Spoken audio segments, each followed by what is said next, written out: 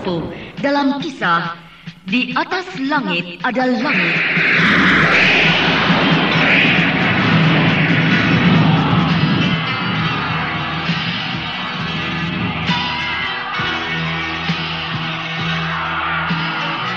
Naskah karya Niki Kosasih, hiasan musik dan sutradara Indra Mahendra.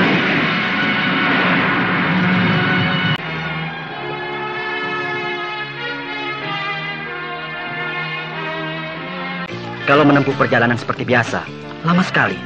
Banyak waktu yang terbuang. Lalu harus pakai apa? Kita kan hanya bisa melakukan dua cara, jalan kaki atau naik kuda. Iya. Nah, kalau bisa terbang, enak banget. Tapi mana ada manusia bisa terbang kan? Aku bisa. Kok? Iya. Bisa terbang? Iya. Kau jangan mengigau, Bentar. Tidak percaya? Nanti aku buktikan. Aku bisa terbang melayang-layang dan meluncur di angkasa. Tapi dengan bantuan pihak lain. Jadi tidak bisa sendiri. Dengan bantuan? Iya. Bantuan siapa? Burung Raja Wali Raksasa. Oh. Tunggangan mendiang Tuanku Brahma? Iya. Oh, Tuanku Brahma sudah tiada. Apakah burung Raja Walinya tetap ada? Ada. Oh iya? Diwariskan kepadaku. Benarkah? Iya. Menurut cerita, kalau Tuanku Brahma Kumbara memanggil Raja Wali dengan cara bersuit. Benar? Dan katanya pula, kalau Tuanku Brahma Kumbara bersuit, suaranya bisa menembus ke angkasa raya, sehingga akan terdengar oleh burung Raja Wali. Dimanapun dia berada, dalam jarak yang paling jauh sekalipun akan terdengar. Benar. Tidak ada yang sanggup mengeluarkan bunyi suitan seperti itu kecuali Tuanku Brahma. Benar. Nah, sekarang kau akan memanggil burung Raja Wali itu. Dengan cara apa kau memanggilnya? Dengan cara bersuit seperti mendiang Ayahanda Brahma. Kau bisa melakukannya? Bisa. Sebab aku mempelajarinya. Oh ya? Cara bersuit seperti itu ada ilmunya. Apa nama ilmunya? Ajian Suling Jagat. Ajian Suling Jagat? Iya. Kok pakai nama suling? Karena diambil dari intisari suara suling ketika ditiup oleh manusia. Artinya, kenapa suling yang kecil itu dan hanya terbuat dari bambu, kalau ditiup bisa mengeluarkan suara yang keras. Iya ya. Seorang gembala kalau meniup suling, suaranya bisa terdengar sampai ke tempat-tempat yang jauh. Padahal gembala itu meniup suling dari sebuah bukit atau padang rumput yang sunyi, jauh dari mana-mana. Tapi suara sulingnya berkumandang ke segala arah, menembus angkasa, lalu menyebar ke segenap penjuru. Iya. Melewati gurun, lembah, gunung, pohon-pohon, dan sebagainya. Aneh sekali. Suling yang kecil bisa mengeluarkan suara yang ajaib. Nah, suara yang ajaib itulah yang diolah oleh Ayahanda Brahma Kumbara, sehingga tanpa bantuan suling atau alat tiup lainnya, mulut Ayahanda Brahma bisa mengeluarkan suara yang jauh lebih hebat dari suara suling. Tadi kau berkata, kau bisa melakukannya. Cobalah, aku ingin sekali mendengarnya. Baik. Bagus, nyaring sekali. Lagi, ayo lagi, sekali lagi. Bagus sekali, aku ingin bisa. Nanti saja, kalau mau belajar. Sekarang, tuh, lihat. Di angkasa ada apa? Sebuah benda kecil, putih, meluncur di angkasa. Itulah burung Raja Wali. Oh ya? Iya. Dia telah mendengar suitan panggilan dariku. Dan dia segera terbang menuju ke sini. Hebat. Ampuh sekali ajian Suling Jagat itu. Sehingga burung Raja Wali itu yang entah berada di mana bisa mendengarnya. Nah, sekarang makin jelas. Iya, bentuknya sudah nampak. Sudah dekat. Iya, terus menukik menuju ke sini. Masih berada di udara begitu, sudah kelihatan besar sekali. Apalagi kalau sudah dekat. Itu, dia mendarat di sana. Dia mendarat mencari tempat yang lapang.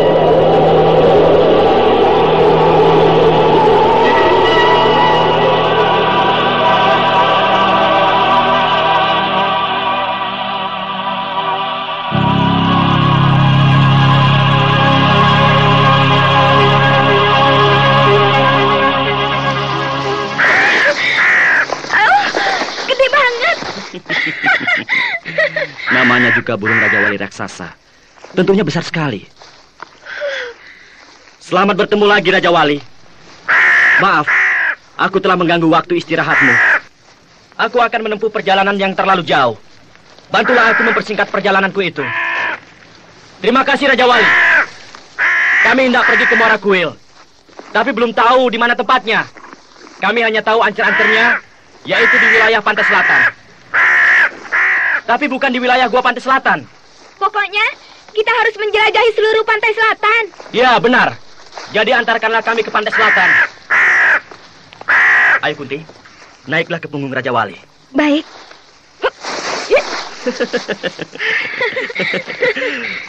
Kau berani benar, Kunti. Langsung saja melompat ke atas punggung Raja Wali. Baiklah, aku juga naik. Hop, ya. Ayo Raja Wali, bawalah kami ke pantai selatan.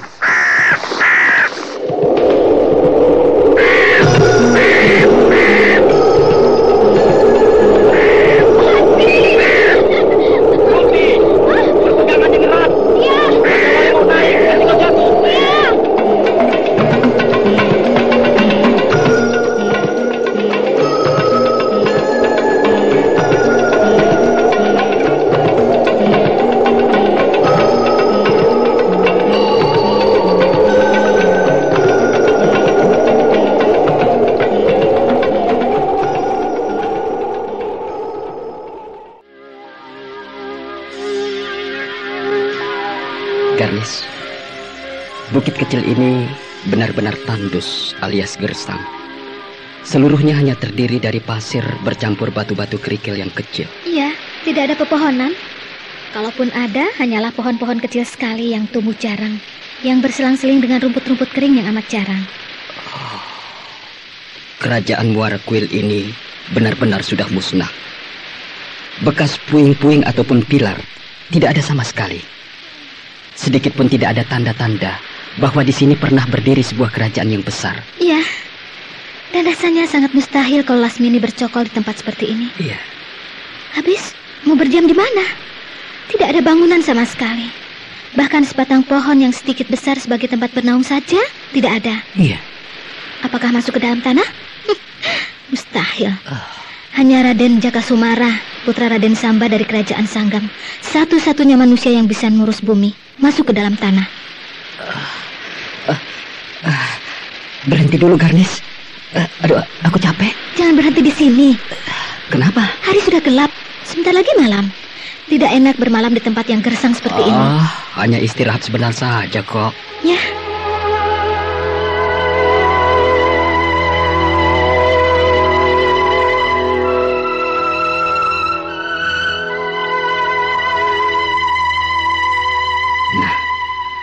Hari sudah malam, dan alam menjadi gelap, serta suasana semakin sunyi dan sepi. Gila, sunyi sekali dan lengang, hening, seperti di kuburan saja. Memang, ini kuburan. Kuburan? Iya. Bukankah kerajaan Muara Kuil musnah karena dilanda air bah? Ya, ditelan banjir besar. Berarti orang-orangnya terkubur, bukan? Ya. Nah, jadilah namanya kuburan. Kuburan massal rakyat kerajaan Muara Kuil. Mungkin kerajaan-kerajaannya musnah saat itu juga, karena tidak ada bekas-bekasnya sama sekali. Mungkin juga. Ada orang? Iya, orang banyak sekali bercakap-cakap. Jauh sekali. Suara mereka hanya terdengar samar-samar. Iya, tapi sedang menuju kemari. Siapa mereka ya? Ya, mungkin penduduk di sini yang pekerjaannya mencari ikan di waktu malam hari. Oh, kalau begitu, mereka akan menuju ke sungai yang ada di seberang kaki bukit sebelah sana. Garnis, mereka semakin dekat. Mana orangnya? Iya ya. Orangnya mana? Kok tidak nampak? Seharusnya meskipun masih jauh, sudah harus kelihatan. Apalagi di tempat yang lengang seperti ini, tidak ada penghalang apa-apa. Iya. Juga malam ini, bulan bersinar cukup terang, menerangi bukit kecil ini, sehingga kita bisa memandang ke jarak yang jauh. Nah, sudah dekat sekali. Tapi aku tidak melihat seorang pun. Iya, aku juga tidak melihat siapa-siapa. Padahal suara mereka terdengar sangat jelas sekali. Dekat sekali, di depan kita. Gila. Suara orang banyak bercakap-cakap di depan hidung kita. Tapi kita tidak melihat apa-apa. Nah, sudah lewat. Iya, orang banyak itu lewat di depan kita. Terus lewat menjauhi kita, tapi terus bercakap-cakap. Garnis, mereka terus pergi menuju ke kaki bukit.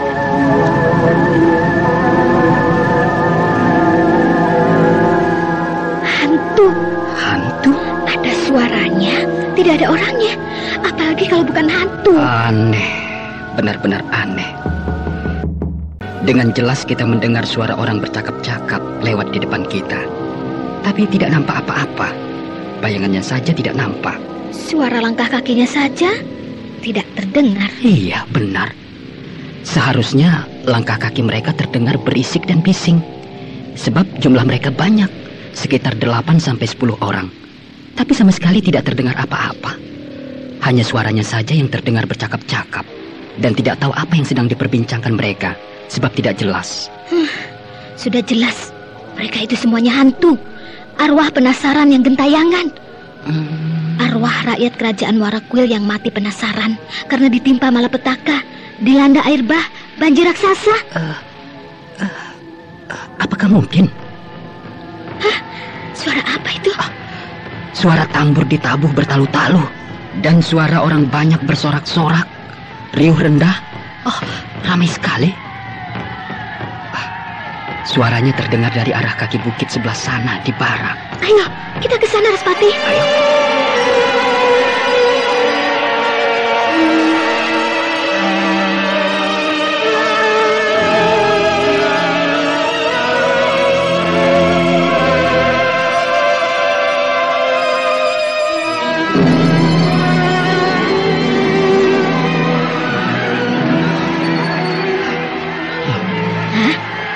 Ini ada di mana, Garnis? Kita ini ada di mana? Kita masih berada di sekitar bukit kecil yang tandus. Tapi di bagian kaki bukit sebelah barat. Lalu, apa yang kita dengar ini?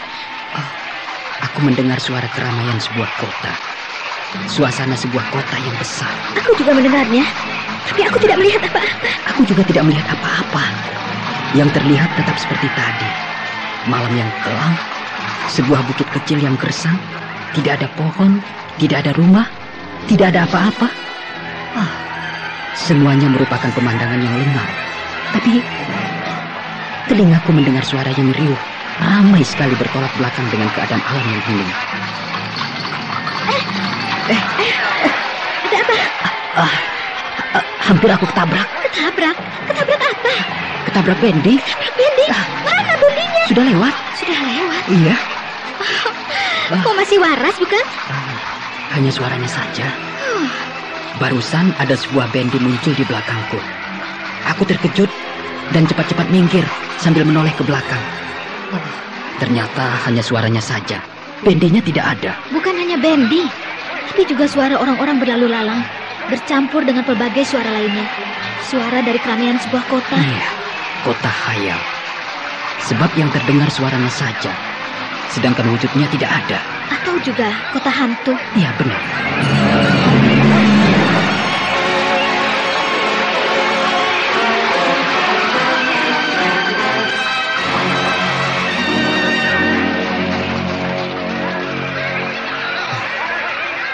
Semalam suntuk kita putar-putar keliling kota. Dan sinar fajar mulai nampak di timur. Pertanda pagi akan tiba. Dan keramaian berangsur-angsur reda. Garnis, sebaiknya kita tidak tidur. Karena kita harus tahu, kalau menjelang pagi, suara keramaian ini akan bagaimana jadinya. Ya, kita duduk saja di sini, di tepi jalan. Kau yakin bahwa di sini tepi jalan? Ya, perasaanku mengatakan begitu. Kurasa lebih baik di sana, di rumah makan. Mau makan nasi hayam. Makanan hantu.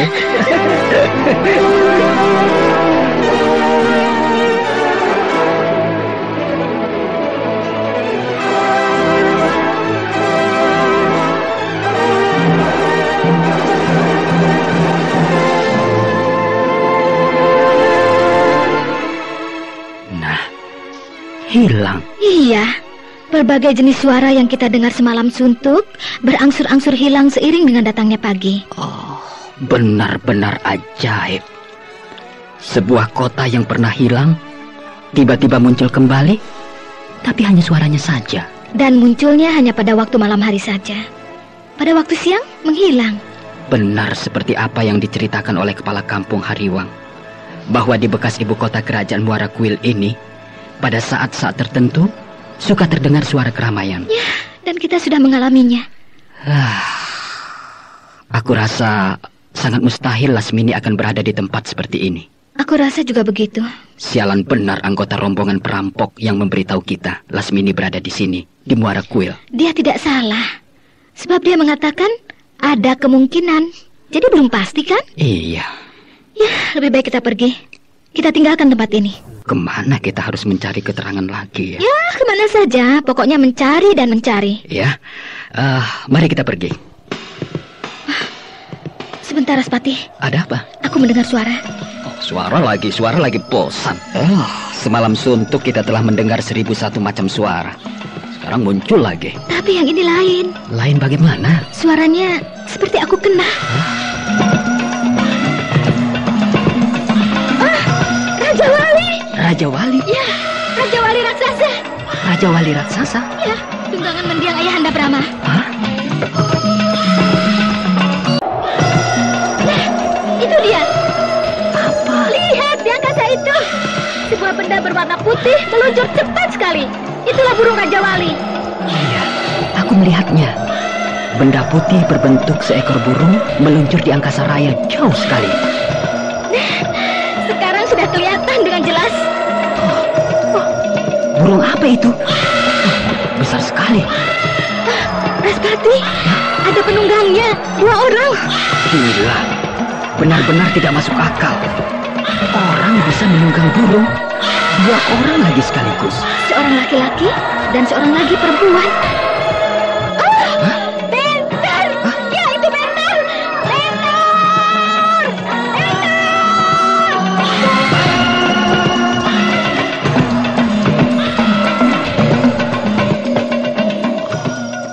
Burung Raja Wali raksasa itu sudah mendarat dan turun di sebelah sana. Ayo kita ke sana.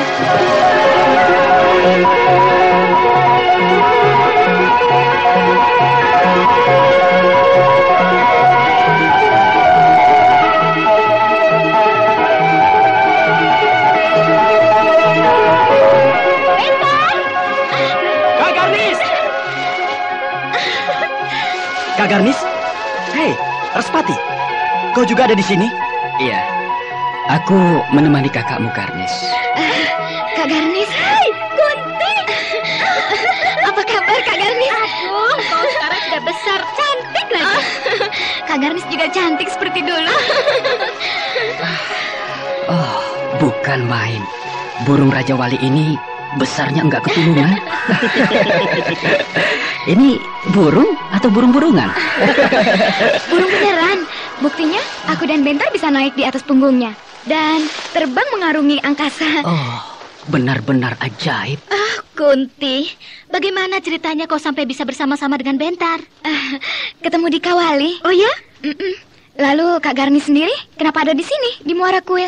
Mencari Lasmini? Sama, kami juga sedang mencari Lasmini. Aku mendapat keterangan dari salah seorang anak buah gerombolan perampok yang aku tumpas bahwa kemungkinan besar Lasmini berada di sini, di Muara Kuil. Lalu? Tapi kami tidak menjumpainya. Kak Garnis, sejak kapan Kak Garnis berada di sini? Ya, sudah 2 hari Bentar.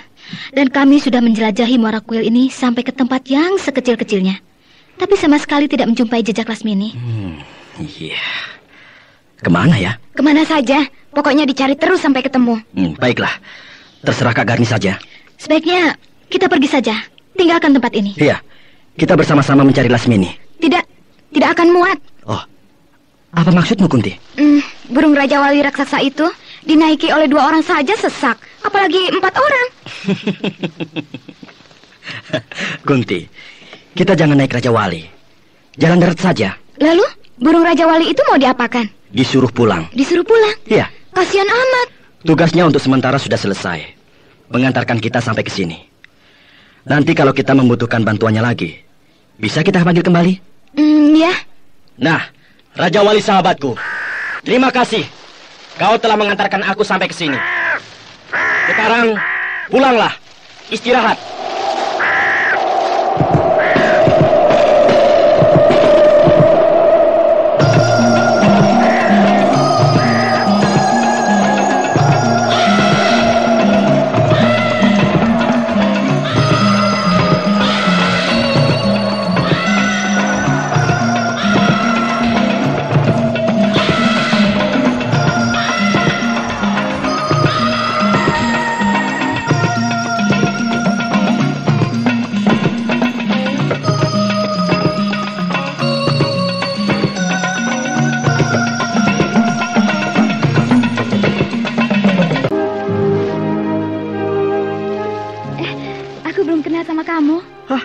iya, aku sampai lupa memperkenalkan kau dengan Raspati. Kunti, Raspati.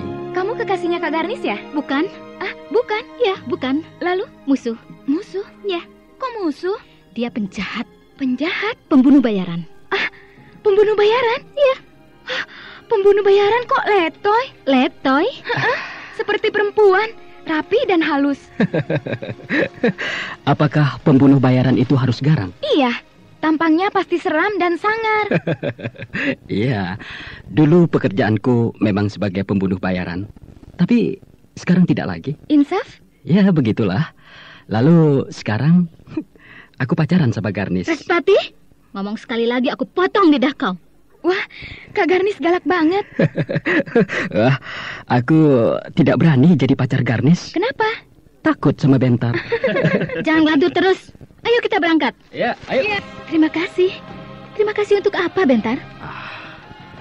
Kak Garnis sudah tidak marah lagi kepada saya? Ya, aku memang benci sama kamu. Karena kau mau meladeni perempuan binal seperti Lasmini. Tapi aku pikir-pikir, kau adalah laki-laki. Ya, wajar saja kalau kau mabuk oleh Lasmini yang sudah berpengalaman itu. Sekarang bagaimana? Apakah kau sudah bisa melupakan Lasmini? Atau kau masih belum puas mengumbar nafsu dengan Lasmini? Kak Garnis, kata-kata Kak Garnis menusuk hati saya. Ya, sebab aku jengkel. Kau tidak bisa menahan nafsu terhadap Lasmini. Aku tidak akan berkata panjang lebar. Sebab kata-kataku tidak akan jauh berbeda dengan kata-kata Bibi Mantili di waktu dia marah kepadamu mengenai hubunganmu dengan Lasmini. Sebab apa? Sebab aku dan Bibi Mantili sama-sama perempuan.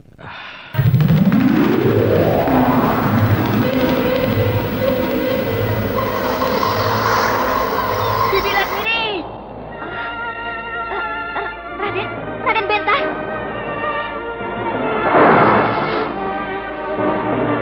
Bibi Lasmini, kau kejam. Kau membunuh Bibi Mantili. Tidak Raden Bentar. Bibi Mantili. Bibi. Bentar. Mantili tidak tewas. Dia hanya pingsan dan terluka dalam. Bibi Lasmini, kenapa kau berbuat begitu? Bibi Mantili pelindung saya, pengasuh saya, selalu memperhatikan saya. Kenapa kau sampai hati mencelakai Bibi Mantili? Bentar. Maafkan aku. Aku tidak tahu harus berkata apa. Selama ini, saya selalu membela nama Bibi Lasmini. Kalau semua orang keraton Madangkara menjelek-jelekan Bibi Lasmini, akulah yang sekuat tenaga membela namamu. Lalu kenapa kau berbuat kejam? Tidakkah setiap persoalan bisa diselesaikan secara baik-baik? Bibi Lasmini, aku kecewa. Orang yang selama ini aku sukai ternyata sampai hati melukai hatiku sendiri. Kalau begitu, Bibi Lasmini tidak sayang terhadap saya. Bibi Lasmini hanya manis di bibir saja. Bentar. Maafkan aku. Aku tidak bermaksud melukai hatimu. Bibi Mantili, mari kita pulang. Tubuhmu amat dingin, kaku, dan napasmu lemah sekali. Marilah aku gendong. Bentar. Biarlah aku yang menggendong Mantili. Tidak, kau pergilah. Tinggalkan aku. Bentar. Kau mengusir aku? Aku tidak mengusirmu. Tapi jangan sentuh Bibi Mantili. Kau terlalu kejam. Kau tega. Kau tidak punya perasaan. Bibi Mantili, kasihan kau. Kau terluka dalam sangat parah. Mari aku gendong. Hop. Ya. Lihat Bentar. Dia membuat aku luka parah. Aku terkapar. Aku menderita luka dalam. Perempuan yang kau puja-puja, yang kau cintai setengah mati, yang membuat aku sampai begini. Pergilah, pergi. Temuilah Lasmini. Bukankah kau tergila-gila kepada Lasmini? Pergi. Jangan hiraukan aku. Bibimu ini yang selalu menghalang-halangimu berhubungan dengan Lasmini. Sekarang kau boleh berhubungan dengan Lasmini. Pergi, pergi.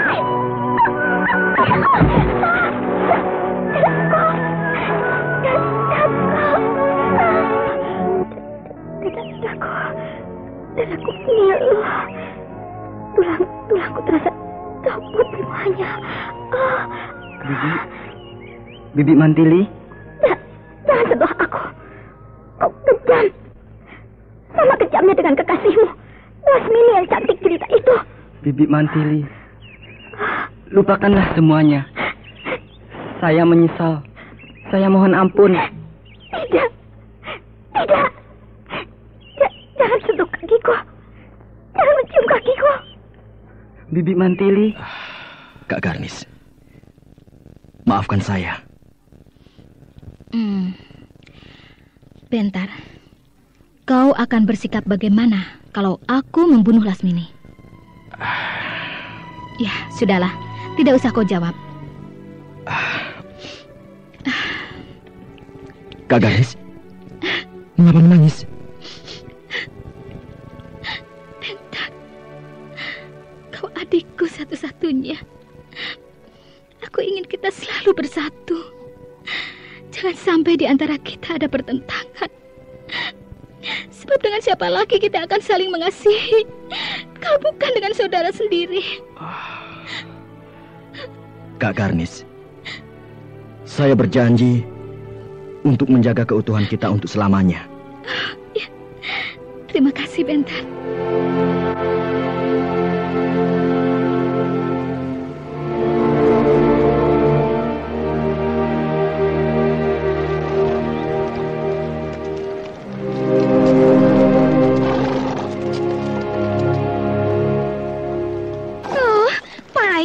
Kok jadi sewot?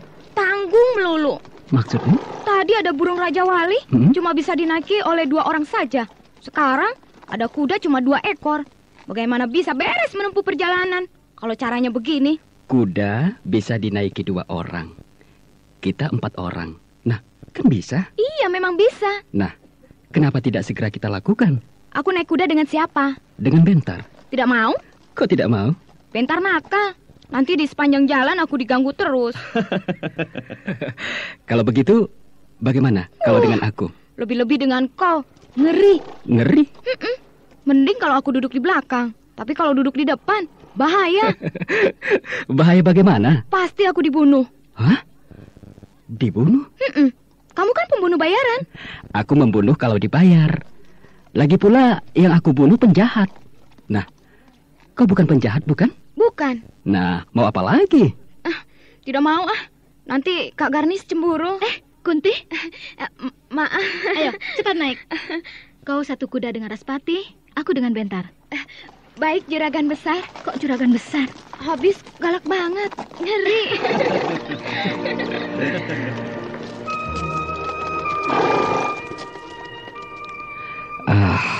Kita langsung saja menuju ke desa Mangkak. Kenapa harus kembali lagi ke desa Mangkak?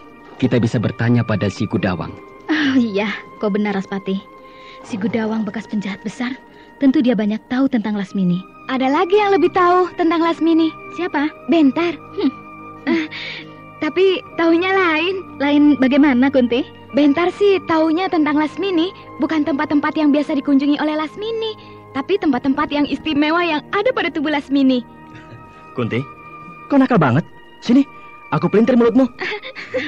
Maaf, hanya bergurau. Kunti, kau masih kecil. Tidak boleh bicara seperti itu. Maaf. Hop, ya. Ayo Kak Garnis, naik. Duduk di depan. Iya. Hop, ya. Ayo Kunti, naik.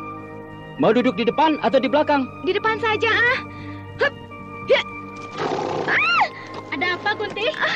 Baru saja duduk, sudah terjadi. Tangan Raspati menyelonong ke tempat yang rawan. Tidak. Aku cuma menarik tali kekang kuda yang di depan. Kunti kecil-kecil, memang jahil.